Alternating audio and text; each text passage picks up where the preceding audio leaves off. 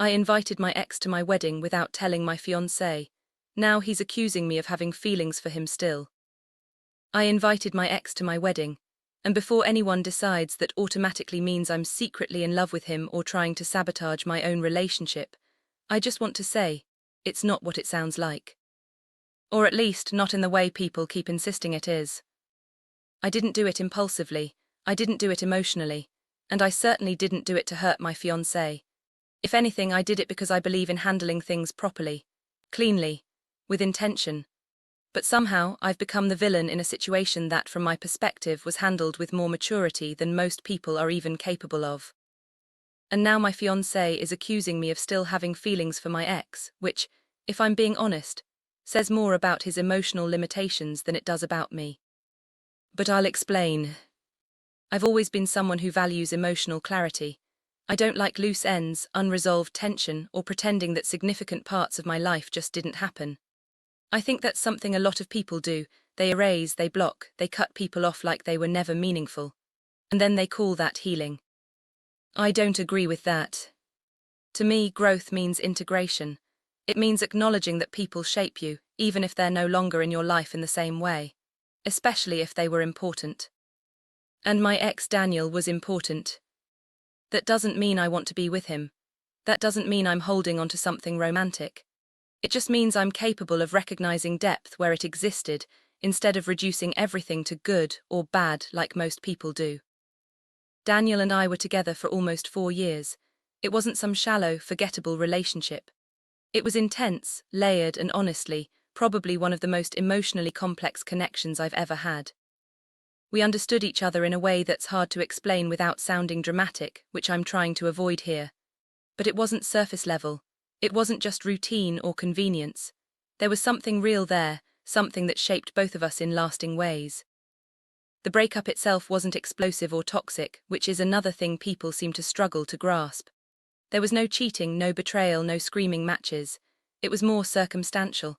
Timing, priorities, life direction. We grew in slightly different ways, and at the time it didn't align.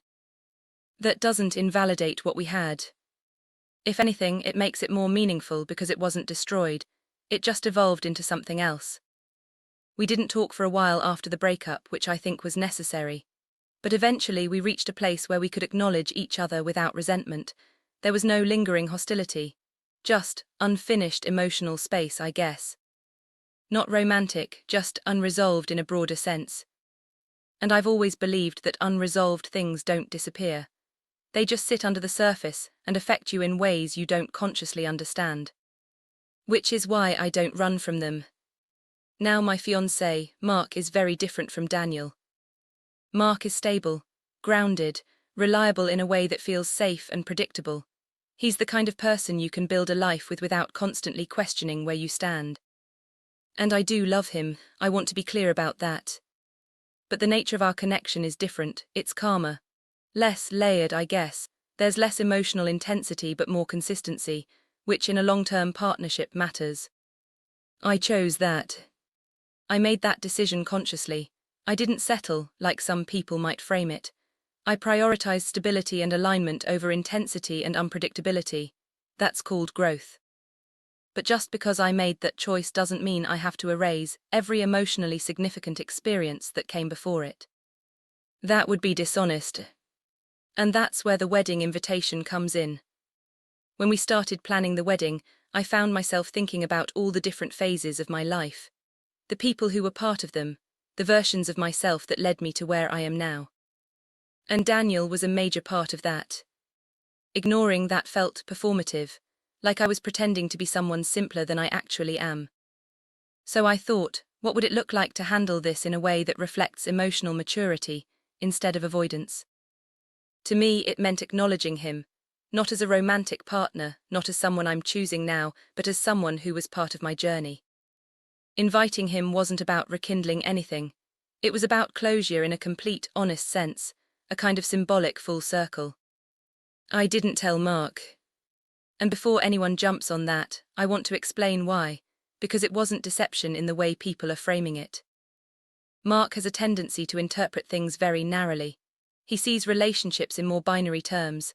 You're either in or out, past or present, there isn't much room for emotional nuance.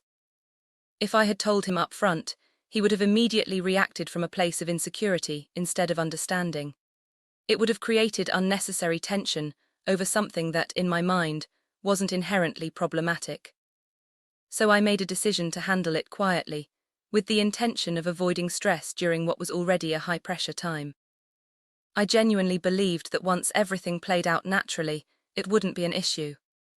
Daniel's response to the invitation was thoughtful. He didn't reply immediately.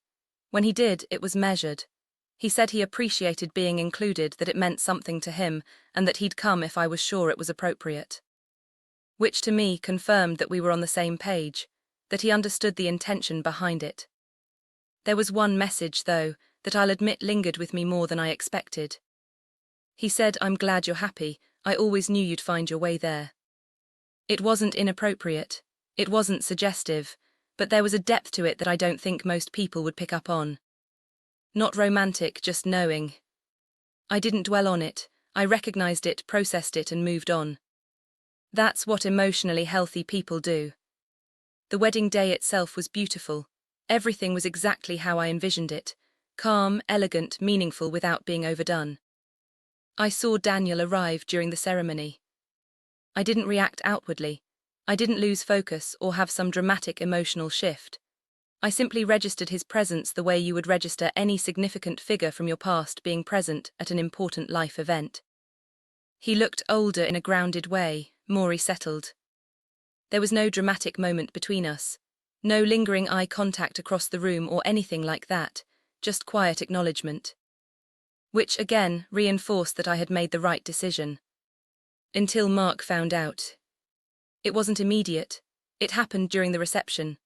Someone mentioned Daniel casually, apparently they recognized him from old photos, and Mark put it together. The shift in his demeanor was noticeable but subtle at first. He pulled me aside later, asked me directly if Daniel was there.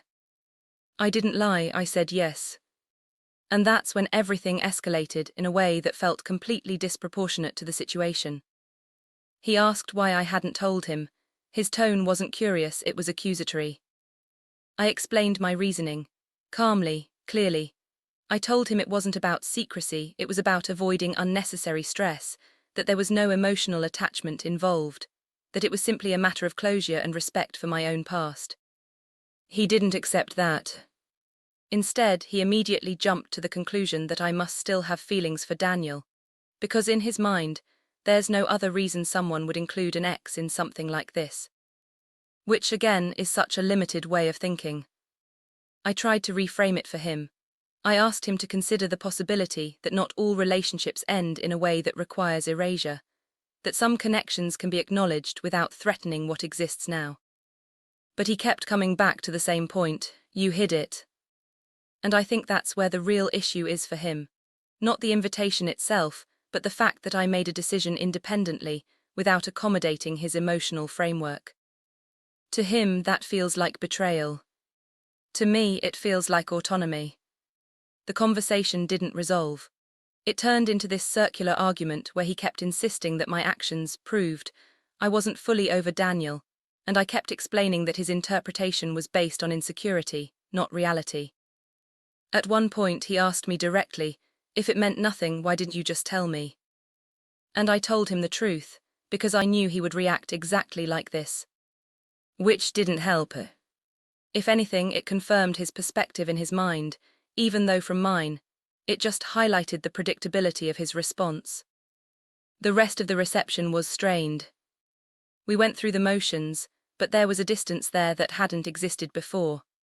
A kind of underlying tension that people probably noticed, even if they couldn't identify the cause. Daniel left early. We didn't speak beyond a brief, polite acknowledgement. There was no secret conversation, no emotional exchange. Nothing that would justify the narrative Mark has created around this. After the wedding, things didn't just go back to normal. Mark has been distant, not openly hostile but withdrawn in a way that suggests he's re-evaluating something. He's brought it up multiple times since then, each time circling back to the same accusation, that I wouldn't have done this if I didn't still feel something. And I keep telling him that feelings aren't that simple. That recognizing someone's significance doesn't equate to wanting them back.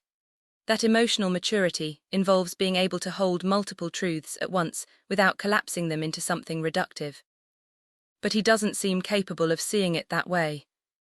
He wants a clear, definitive narrative. Ex equals past, fiancé equals present, no overlap, no nuance. And I just don't operate like that. I've started to realize that this might be a deeper incompatibility than I initially thought. Not in terms of values or life goals, but in how we process emotions and relationships. Because from my perspective, I handled this with intention, thoughtfulness, and honesty, at least in the ways that actually matter. I didn't act impulsively, I didn't cross any physical or emotional boundaries, I didn't betray my commitment. I simply acknowledged a part of my life that still holds meaning, in a controlled and respectful way. And somehow, that's being interpreted as disloyalty. I don't regret inviting Daniel. If anything, it gave me exactly what I expected, a sense of completion. A quiet confirmation that that chapter of my life is where it belongs, in the past but not erased. What I do question is whether Mark will ever be able to understand that kind of perspective. Because if he can't, then this won't be the last time something like this becomes an issue. And I don't think it's unreasonable to expect a partner to meet you at a certain level of emotional awareness. I'm not asking him to think exactly like me, just to consider that there are ways of experiencing relationships that don't fit into simple categories. But right now he's not doing that. He's choosing to see this as a betrayal, because that's the only framework he's comfortable with. And I can't force him out of that. All I can do is stand by the fact that I acted with clarity, not confusion, with intention, not impulse. If that makes me the problem in his eyes, then maybe the issue isn't what I did. Maybe it's what he's unable to understand.